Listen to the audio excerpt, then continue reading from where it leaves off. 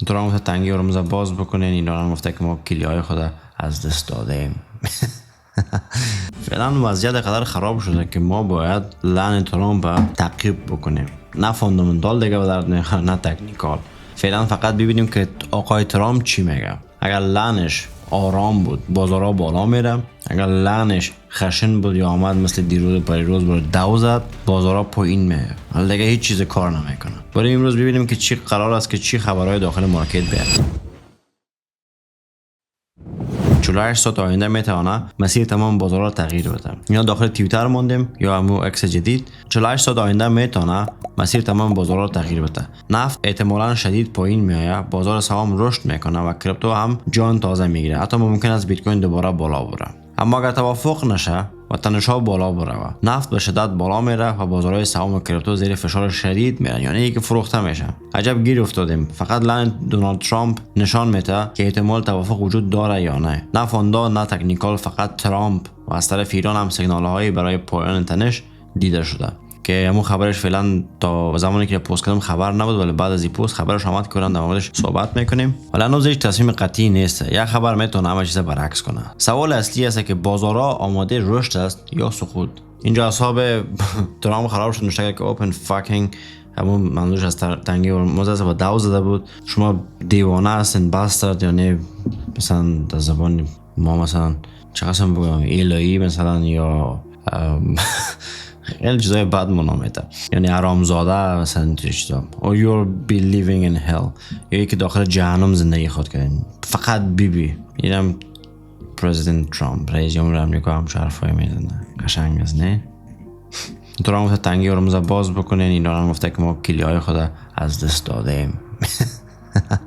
با توجه به درخواست‌های اتباع محترم افغانستان برای همراهی و اعلام حمایت مالی در جریان تجاوز نظامی آمریکا و صهیونی به جمهوری اسلامی ایران، بدین وسیله سفارت جمهوری اسلامی ایران در کابل آمادگی دریافت کمک‌های مردمی را از طریق روش‌های ذیل اعلام می‌دارد. خب اعلام می‌دارد از طریق بارکدهای رمز ارز هلال احمر جمهوری اسلامی ایران. مورد حسابی ارزی یوروی سفارت جمهوری اسلامی ایران در پشتنی بانک افغانستان شعبه گلبهار به حساب شماره فلان.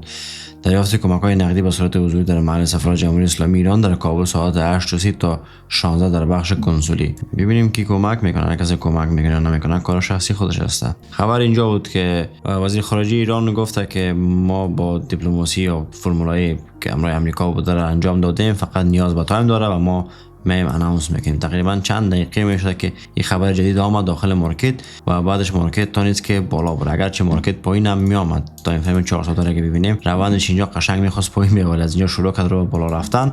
تا این فریم 30 دقیقه ببینیم قشنگ مناطقی که برای شما رسم کرده بودم کشیده بودم، مناطق تحلیلی که بود، ببین چه قشنگ مارکت اینجا باستاب میکنه و واکنش نشان میده و بعدش هم از اینجا شروع کرد رو بالا پریدن. یادتون هست یک پوزیشن گذاشته بودیم که با هم یک جای پوزیشن باز کرده بودیم داخل اینجا. یادتون اگه به اوردر پوزیشن استوری اگر ببینیم اینجا هست که پوزیشن اینقدر 13.3% فایده کرد که مثبت 1.22 دلار آمریکایی است. اوریج انتری پرایس ما 66819 بود و کلوز ما 68600 بود. یادتون است که ما اونجا برای شما چیز مانده بودم، تی پی و اس ال مانده بودم. کسایی که همراه ما پوزیشن گرفته بودن به می خرید و فروشی که ما انجام دادیم 13% میتونید که با لورج 5 فایده بگیره. اگر با لورج 10 بود میتونید که 26% دو برابر از این فایده بگیره. و پوزیشن هم میبینین اینجا بوده که قشنگ در منطقه‌ای که بازار سقف اینجا میخواد که سقف واکنش نشون بده، از اون پیشتر پوزیشن بسته شد و بازار رفت اینجا واکنش خود نشان داد و بازار هم بعدش بالا رفت که ما مربوط نمیشه که بالا رفت یا پایین رفت. ما فقط منطقه‌ای که ورود کردیم ببین چقدر قشنگ ورود کردیم و چقدر قشنگ اینجا با 4-5% که 13% فایده با لورج 5 بود ما فایده گرفتیم. و صرافی کیس اکسس میتونن که داخل صرافی ثبت نام بکنن، لینکش دیسکریپشن یا این کیو آر کد داخل تلویزیون اگه میبینین ثبت نام که و اینجا میتونن که ترید انجام بدین، مثل که من اینجا ترید انجام دادم. امروز 6 اپریل 2026 هست و او زمانم که باز کرده بودم 3 اپریل بود، یعنی در 3 روز من 13% فایده گرفتم با لورج 5. حالا ببینیم اینجا بازار آمده در منطقه‌ای که بریم تحلیل بکنیم، بازم یک پوزیشن اگر بود امروزش باز میکنه. تا این فریم 4 ساعته رو ببینیم بازار اینجا بشکنانه و تاییدی خود البته میتونه که قیمت تا کجا تا 71700 دلار آمریکایی هم بازار بالا بره. 71000 مثلا 500 بگیریم جادش همه یا 400 بگیریم بهتر است. 71400 مثلا پوزیشن بگیریم از اینجا تا به اینجا چقدر فایده میمونه مثلا 2% فایده میمونه. حالا من پوزیشن هم لانگ میگیرم از اینجا کاملا 100% پوزیشن اوپن لانگ. اوکی اینجا میایم پوزیشن ما باز شده، اینجا اوپن لانگ ما هستم، میایم اینجا و تی پی و اس ال برش میذارم که اینجا تی پی و اس ال هست. خب ما کجا گرفتیم پوزیشن؟ از اینجا پوزیشن گرفتیم به امید از که قیمت بالا میره و اینجا منطقه عرضه ماست. وقتی یک بار شکستانده شود تا این فریم 30 دقیقه‌ای رو ببینیم، میتونه بازار امکان زیاد داره که به اون سمت حرکت بکنه و ما فایده خود از بازار بگیریم. خب منطقه ورودی ما با قیمت 69783 است و منطقه‌ای که میخوایم 71400 است. یعنی که تی پی ما 71400 میباشه.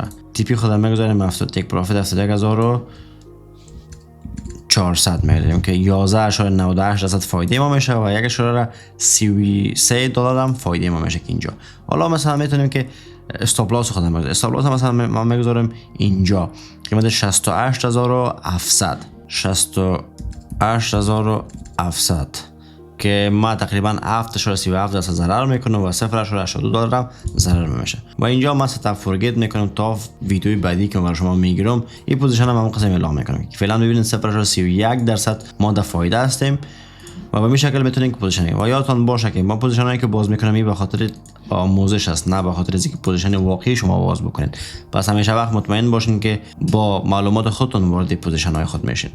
و اینجا هم ببینیم که 71000 دلار آمریکایی میتونه که بازار بالا بره و بعد از او میبینیم بازار که خبرات چی است، ترامپ چی میکنه، ایران چی میکنه، چه قسم جنگشون رخ میده، آیا جنگشون زیادتر میشه یا کمتر میشه، کل از این بستگی به بازار داره و بعد از اون میتونیم که ما تصمیم بگیریم که بازار میتونه بالا بره یا میتونه که پایین بره. اگر بازار ببینیم تا چند ساعت میشه که بازار شور خورده، مثلا ارزهای زیکاش و داسک و سیو ان ای اتریوم هم مثلا تونسته که شور بخوره کمکتون 2158 است. سولانا توتال بی تی سی ده یک بیت کوین که نو در موردش بحث کردیم و نزدق همچنان رو بالا است. بازی خبرهای که آمد طلا مثلا اوکی وقتی خبرها خوب شود طلا با ضررش است و اگر خبرها بدتر شود با ضرر طلا نیست و فایده تراست. اس ام 500 هم همچنان بالا رفته است. بیت کوین تا این فریم در بازار امریکا یک چیز منفی که من اینجا میبینم بازار واکنش منفیش اینجا است که بین 67200 تا 67500 دلار آمریکایی است. اگر بازار بتونه که پس دوباره به این منطقه را پس دوباره کور بسته بکنه و بالا بره میتونیم که منتظر قیمت های مثلا 76000 دلار آمریکایی باشیم. ولی اول بریم اینجا را بسته بکنیم بعدش بالا بریم که بازار بیاد تا اینجا پس دوباره بازار بسته شوه اینجا یا گپ معاملاتی بسته شوه و بعدش که میتونیم بالا بریم. اگر اینجا ببینین به این شکل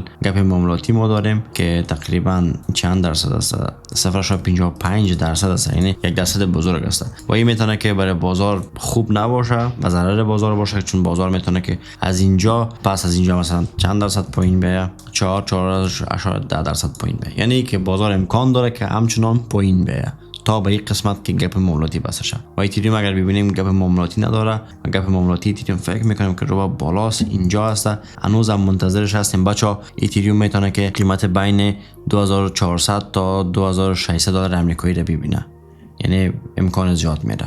پس فعلا کار انجام نمیتیم، منتظر میباشیم که آقای ترامپ چیکار میکنه و میتونیم الان پوزیشن های فیوچرز یا داخل بازار رو باز بکنیم. اگر اونم خواسته باشین حتما کوشش بکنین که با پول کم وارد شوین و وقتی که پولتون بیشتر و بیشتر شد بعدش میتونین که با پولای بیشتر وارد شوین یا فایده زیادتر بگیرین، بعدش میتونین که وارد شوین. ولی با پول اصلیتون لطفا داخل فیوچرز زیاد ترید نکنین چون ضرر میکنین. گپ ما یادتون باشه و این مثل برادرانه براتون میگم این گپ. و پوزیشن هم باز است، ببینیم که تا چی وقت پوزیشن باز میباشه. شما داخل صرافی KCX که اینجا میبینین شما میتونین که 100 بار روان کردن پول از داخل صرافی در یک ماه به 0% فیس بدین، یعنی فیس نتورک خود صرافی KCX میده. مثلا شما 100 دلار کار کردین، اگر صرافی های دیگه روان بکنین -1 دلار از ترون میگیره، ولی از اینجا روان بکنین -1 دلار نمیگیره، بلکه پیسیتون اگر 100 دلار روان بکنین طرف مقابل 100 دلار دریافت میکنه و این هم یکی از مزایای صرافی KCX است و میتونید شما از استفاده بکنید. بازم براتون میگم هیچ صرافی ارزهای دیجیتال امن نیست و همه صرافی ارزهای دیجیتال به شکل قابل اعتماد نیست، فقط پولایی که اینجا ترید میکنین و پولی که واقعا بهش خیلی زیاد لازم ندارین یا نیاز ندارین نمیتونین که اینجا نگهداری بکنین و کوشش بکنین که در این وقتایی که جنگ میباشه و زمانی که بازار خیلی حساس است ترید فیوچرز بازی نکنین. اگر هم بازی میکنین لورج پایین بگیرین، برین مناطق خوب پیدا بکنین و اسپات خرید بزنین که بهترین و خوبترین استراتژی فعلا اسپات میباشه برای ما و شما.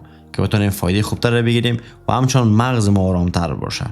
کسایی که در ضرر هستین میتونین منتظر باشین و کسایی که در فایده هستین میتونین که از فایده لذت ببرین و بعضی میتونین که سیو سود بکنین، پولتون داخل اسپات ببرین، ارزهای خود در قیمت‌های پایین‌تر بخرین.